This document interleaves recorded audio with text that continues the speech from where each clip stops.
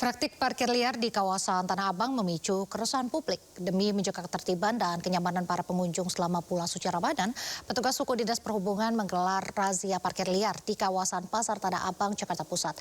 Dan untuk membahasnya lebih lanjut, kami sudah bergabung dengan pakar tata kota Yayat Supriyatna. Selamat sore Pak Yayat. Selamat sore Mbak Nadia, selamat sore. Pak Yayat, apa sih yang sebenarnya menjadi akar persoalan maraknya parkir liar di kawasan yang padat seperti di kawasan Tanah Abang nih Pak? Ini cerita lama nih, CLBK ya, cucian lama belum kering. 14 tahun yang lalu saya juga diminta untuk memberikan masukan bagaimana menertibkan parkir liar. Banyak hal yang menyebabkan parkir liar muncul. Pertama satu, posisi Tanah Abang sebagai sentra ekonomi Jakarta, apalagi menjelang Lebaran seperti ini.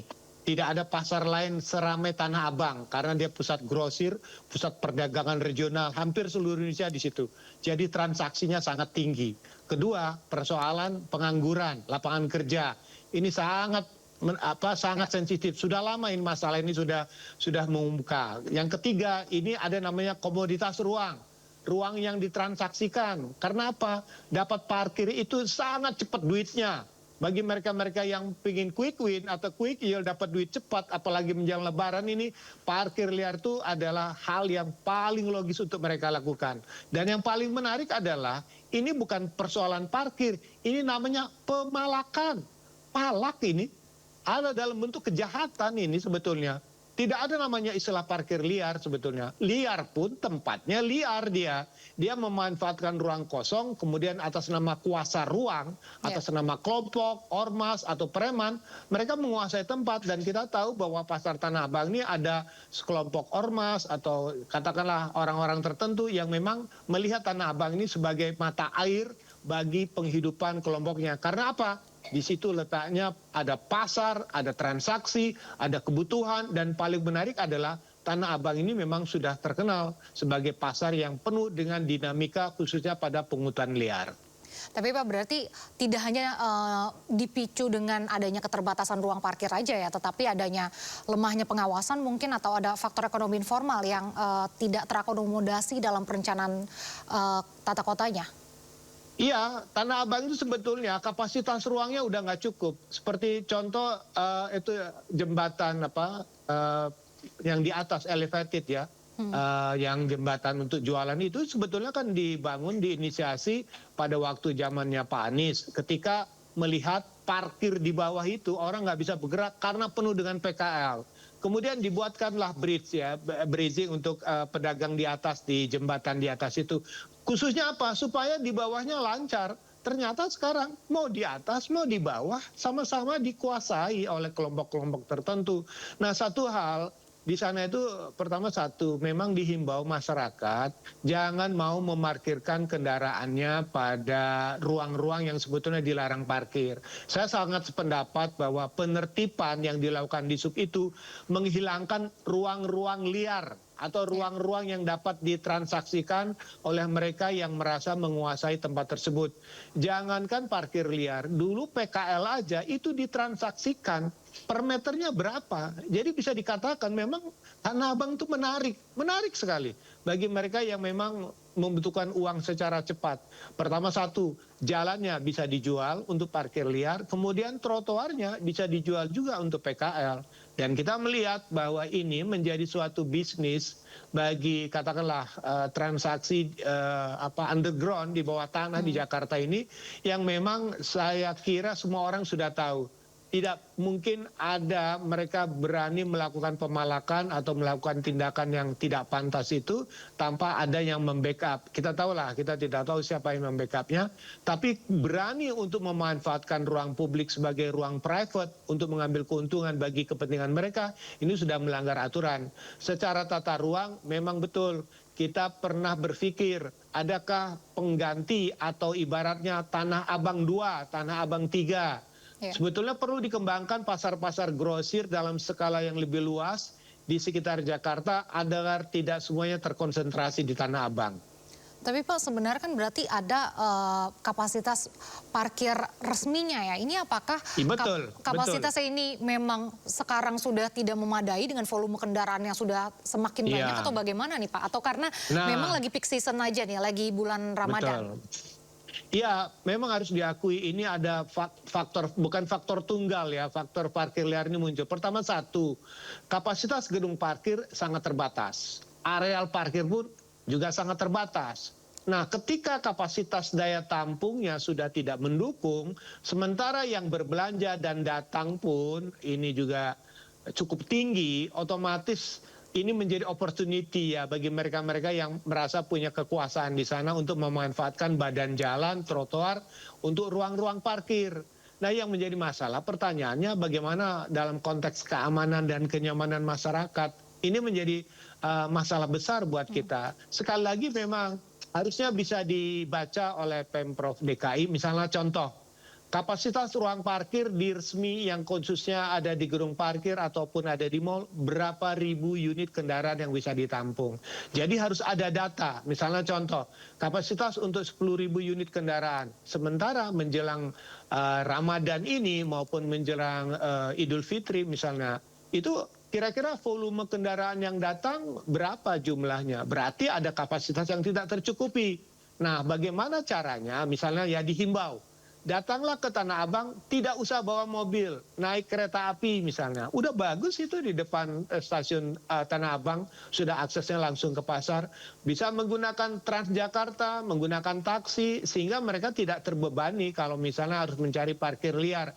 Jadi ketika sudah diumumkan bahwa kemampuan gedung parkir atau area parkir di Jakarta tuh di Tanah Abang itu hanya sekitar untuk 20.000 atau 30.000 kendaraan, maka jika sudah melebihi kapasitasnya itu dihimbau kepada masyarakat di akhir pekan, hari Sabtu, hari Minggu, ketika puncak-puncak perjalanan atau wisata belanja ini meningkat, dihimbau datanglah ke Tanah Abang dengan menggunakan angkutan umum yang sudah cukup baik dibangun oleh Pemprov DKI. Ini kan menjadi alternatif. Dengan demikian apa? Parkir liarnya bisa kita reduksi, keamanannya juga makin tertib, dan yang paling penting adalah kelancaran.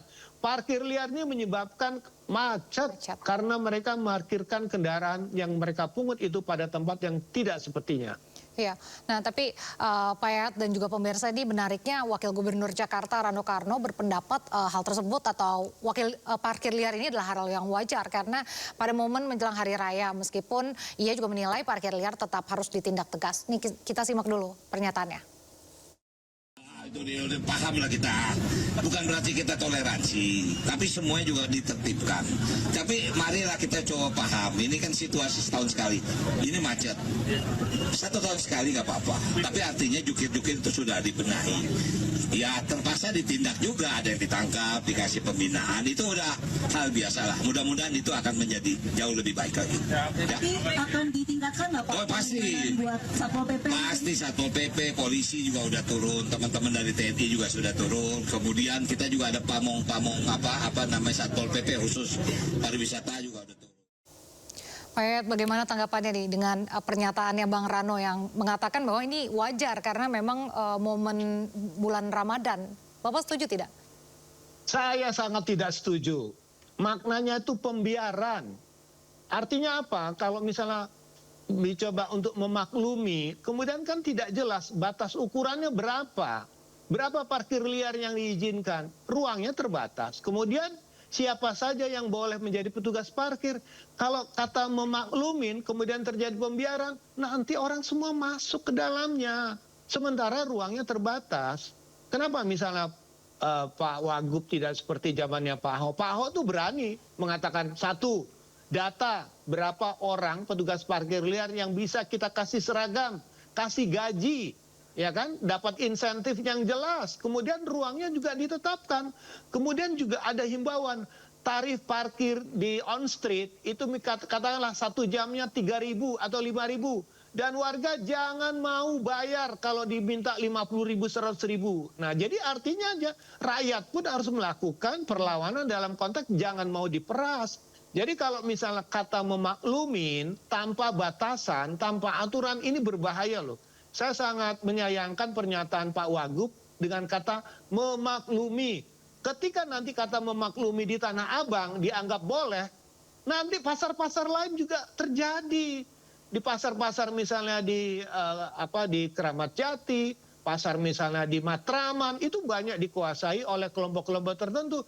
Jika kata memaklumin pada saat bulan Ramadan, bulan menjelang hari raya ini, kemudian dibiarkan parkir liar sebagai kata katakanlah semacam pemakluman.